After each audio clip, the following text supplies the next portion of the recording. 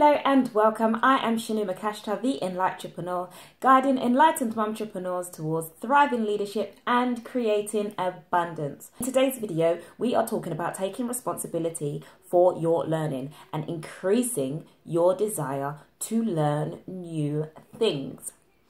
Now, as a leader, I admit that sometimes we can allow, especially if we're already successful in our particular industry or our area of expertise, we can allow our egos to limit our learning.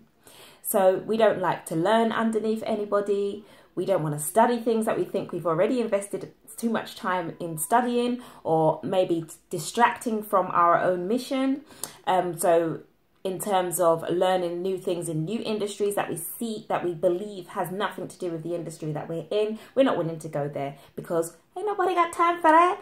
However, this can be very limiting to our learning, and we have to understand and respect that skills are transformational. So you never know what you could learn over there and transform and use over here. So it's all about being open to learning, no matter how high you think you are, or no matter how much you think you know, or how much experience you think you have. The truth is that our experience can also be limiting, because we can judge new things based on our experiences. So if we've tried something before and it failed, we're going to be less likely to try it again, because it'll be like, I've seen that, done that already, worn the t-shirt and it didn't work.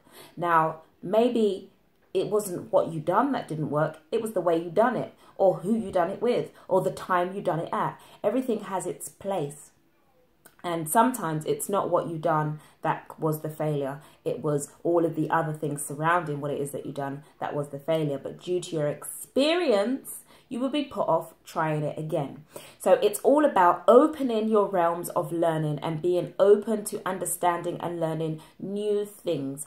Now, one of the ways that we can take responsibility for our learning is something that I absolutely swear by. When I do get a chance to go through the front door and speak to people who are of a certain age, not children, I swear by networking. Networking, networking, networking. Just show up.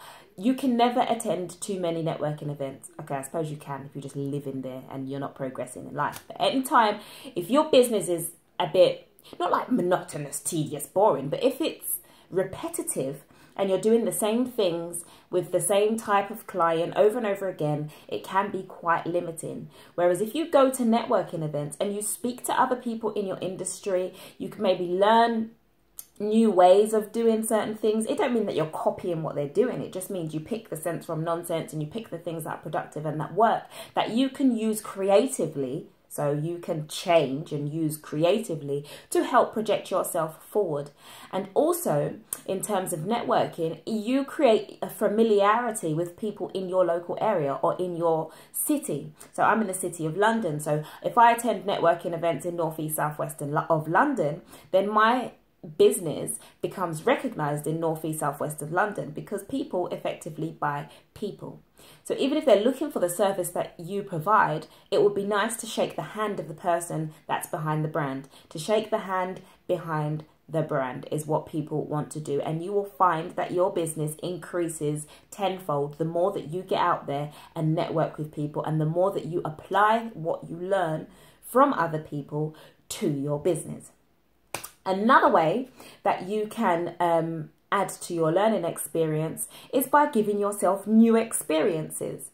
So, like I said, if your business is very repetitive and you have maybe 3 or 4 ways of doing whatever it is that you do in your business and it doesn't really expand outside of that, join someone else. There are collaborative efforts that you could take that could help you to put other aspects of who you are and other aspects of what you can do into your business. For example, volunteering is a fantastic way of adding to your expertise and to your skill and to your experience. Now, it might seem a bit, I ain't got no time for that because you ain't making no money. However, it's not always all about money.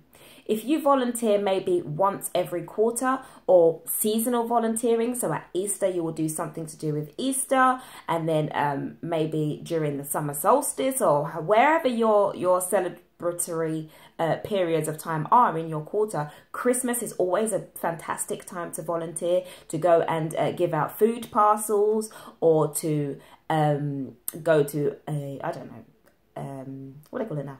Old people's homes, or to hospices and homeless shelters, or however you can be of service to people. All of these things add to your experience in your business and can add to your service, because there are transformational skills that you might learn from volunteering in a soup kitchen that you can transfer to your catering company, of how to provide for more than 200 people at once, or whatever it may be. There are always skills and more to learn, and one of a great way to do that is to volunteer. Wow. Military helicopters flying past there. Another way that you can add to your learning is also, I would say, is absolutely fundamental, and we should hope that we're already doing this. I admit that I don't do it enough, but to add in, maybe quarterly, or I'd say once a month, to be honest, is to give yourself a performance review. Look back over the last 30 days and see how well you've done in your performance. It's one thing asking for testimonials and reviews from your clients or your customer base, but to check yourself before you wreck yourself is fundamental. So look back over the last 30 days of your review. I'm not necessarily talking about how well your brand has shown up or how well your business has performed, but I'm talking about your own personal performance, how well you have done as an individual over the last 30 days.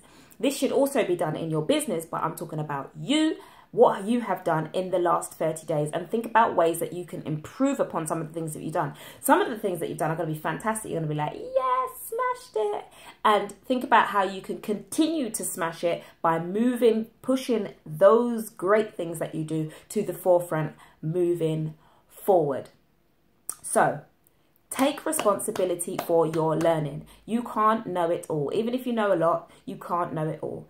And if you've been in business for a long time, or if you've been in your workplace for a very long time, there are things that the newbie is going to take on that you are going to have missed because it wasn't in your training 10, 12 years ago, or the industry has changed.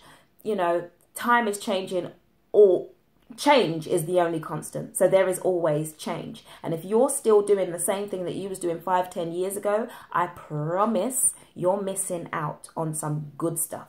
So mingle with young people, network, mingle with new people in your industry, mingle with people outside of your industry, learn, be of service, expand your experience, expand your knowledge by joining with other people, partnering with people, volunteering for organizations, being of service and getting yourself out there on a voluntary basis so that you can learn new skills that you can add to your business, and give yourself a performance check.